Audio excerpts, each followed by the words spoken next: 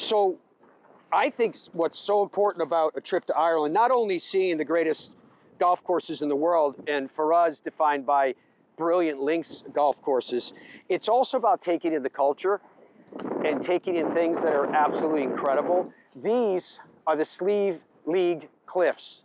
Now, the Irish word for Slieve, that means mountain, or if you would, a seaside cliff, and League refers to the flat rocks, almost the building, these stones that this whole incredible place is built on.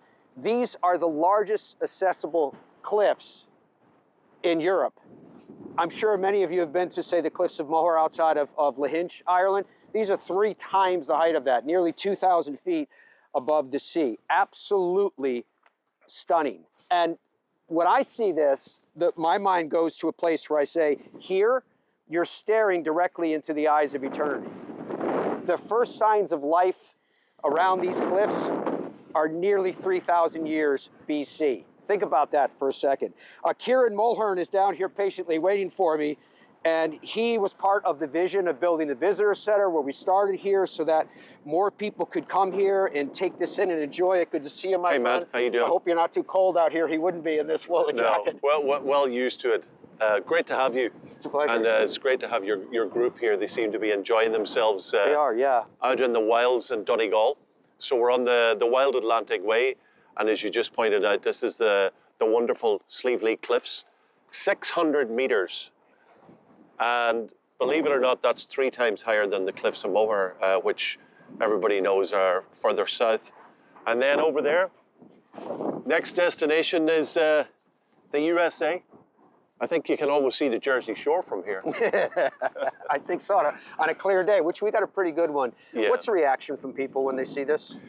I think people hear about it more so when they come to the Northwest area and coming into Donegal. And, you know, when you check into a hotel, the first thing you're told, you got to go and see the cliffs. So they come out. I think it's one of those things you don't realize how extraordinary and phenomenal they are until you come here and experience it.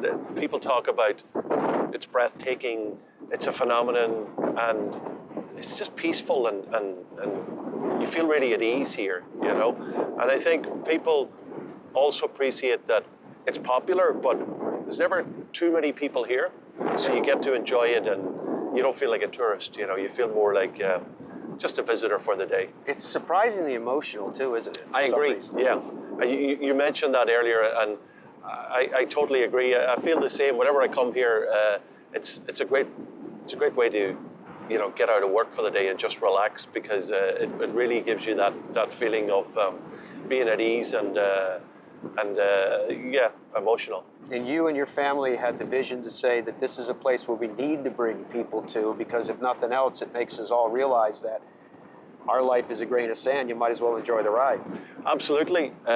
We came in here before the pandemic. There was a gentleman had a premises before, and we bought that business from him, and then we just developed it from there because the demand was increasing coming into the area. We have our cafe there and our store, and we take the groups up, and we have our local guide, Ewan, who you met already, who's a musician, great guy. He knows everything about the area, loves to play a song or two. You'll see him in the pubs at nighttime, and then you'll see him up here during the day. And I understand in just a little while we're going to see your dad weave for us. That's right, yeah. Dennis Mulhern's my dad. We're going to go to Triona. He's a 5th generation weaver, and he also likes to tell a story or two. So you're going to see him in action pretty soon. Stories in song and incredibly inspiring places that give you a perspective on life itself. That's all part of a sojourn through Ireland. Thank you, my friend. Great to have you, Matt.